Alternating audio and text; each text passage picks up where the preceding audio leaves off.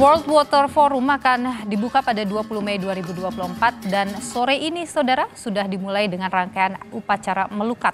Informasi paling baru kita tanyakan ke jurnalis Kompas TV ada Nanda Aprilia dari Denpasar Selatan, Bali. Nanda, selamat petang. Bagaimana Nanda kemeriahan upacara melukat yang jadi rangkaian awal jelang pembukaan World Water Forum ini?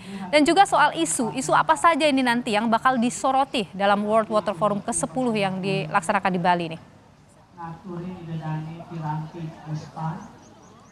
Selamat petang Nilu dan juga saudara. Kalau ditanya tentang bagaimana atmosfer dan juga kemeriahan di sini, di tempat saya melaporkan saat ini, di mana hari ini atau saat ini tepatnya tengah diberlangsungkan agenda Balinese Water Purification Ceremony, yang dimana turut dihadiri kurang lebih sebanyak 2.000 delegasi dari mancanegara. Nah, melihat bagaimana keseruan tadi, sebenarnya kalau kami melihat banyak sekali delegasi yang memang tertarik karena selain nanti tadi ada upacara Segara Kerti, juga nanti delegasi juga akan turut berpartisipasi langsung untuk melakukan pelepasan, seperti ada nanti pelepasan sebanyak 1.000 ekor tukik, kemudian 1.000 ekor burung sampai dengan penyu.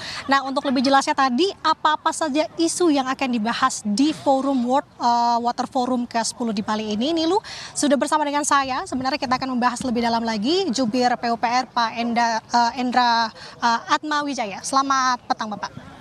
Selamat petang, Mbak. Sehat, Pak? Sehat, Om Swastiastu. Assalamualaikum warahmatullahi wabarakatuh. Selamat sore.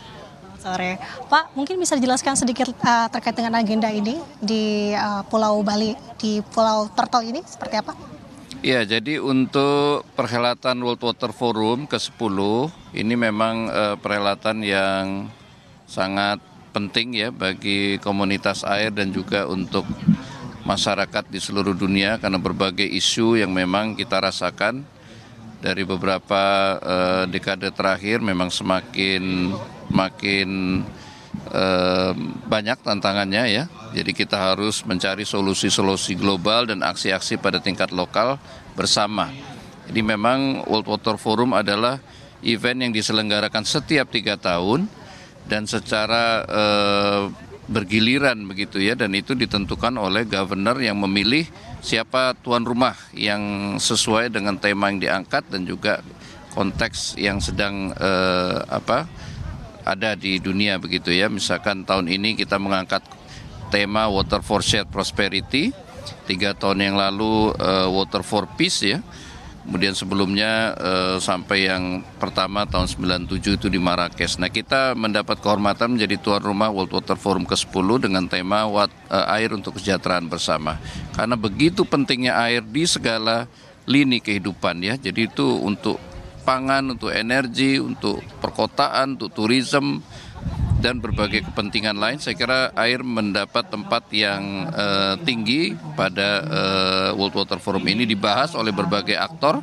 Dan ini yang unik dari World Water Forum karena dia tidak hanya melibatkan pemerintah pada berbagai level ya, tapi juga ada parlemen, ada mayor ya, wali kota, ada governor, kemudian juga ada swasta, akademisi, bahkan youth juga ikut terlibat di dalam membahas upaya-upaya mencari solusi dan aksi yang nyata tersebut.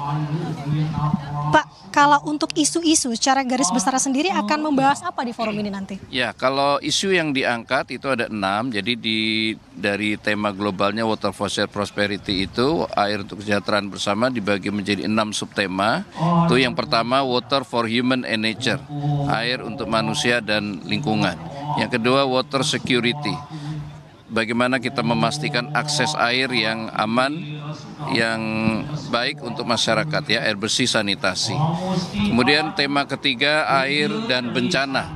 Nah, kita tahu bencana belakangan ini sangat banyak terkait air ya, banjir, kekeringan, kemudian juga pencemaran ya, bahkan itu semakin kompleks dengan perubahan iklim.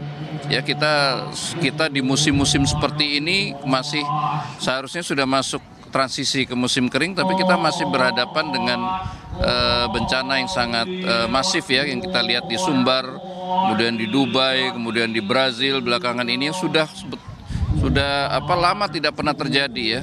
Itu karena perubahan iklim dan sebagainya. Jadi saya kira memang air dan bencana ini satu topik yang sangat erat sekarang di dunia.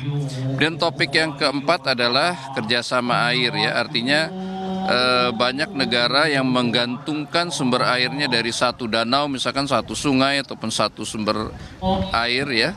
Nah itu yang tapi di situ digunakan untuk bersama-sama.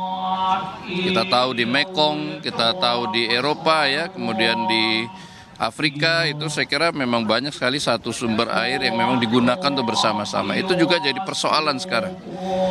Nah kemudian yang kelima topiknya adalah pembiayaan. Bagaimana kita menyediakan air yang layak, yang baik untuk masyarakat ya dengan kualitas yang baik, tersedia sepanjang waktu, itu butuh pendanaan. Ini perlu inovasi-inovasi. Pemerintah saja tidak cukup, masyarakat saja tidak cukup, harus ada dunia usaha juga. Nah di situ kita menggabungkan berbagai potensi dari sumber daya keuangan untuk bersama-sama mengeroyok ya proyek-proyek air, bendungan, kemudian air minum, sanitasi ya, kemudian PLTA untuk hydropower. Nah itu saya kira sangat penting, termasuk untuk pangan kita, keberadaan air sangat penting. Yang keenam, isu yang terakhir yang dibahas adalah soal teknologi dan inovasi. Nah ini misalkan teknologi sekarang banjir kita sedang intensifkan ya di Padang atau di Sumbar itu dengan teknologi modifikasi cuaca. Itu salah satu upaya kita mengurangi risiko bencana dengan teknologi.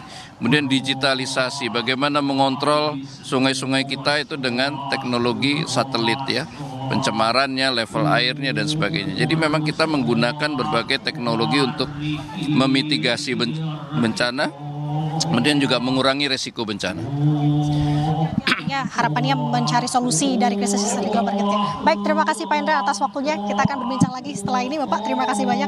Itu tadi Nilu, secara garis besar adalah tentu dari forum ini akan mencari bagaimana solusi-solusi ke depannya terkait dengan krisis air global. Sementara demikian, Nilu kembali ke studio. Terima kasih Nanda Aprilia, jurnalis Kompas TV langsung dari Bali.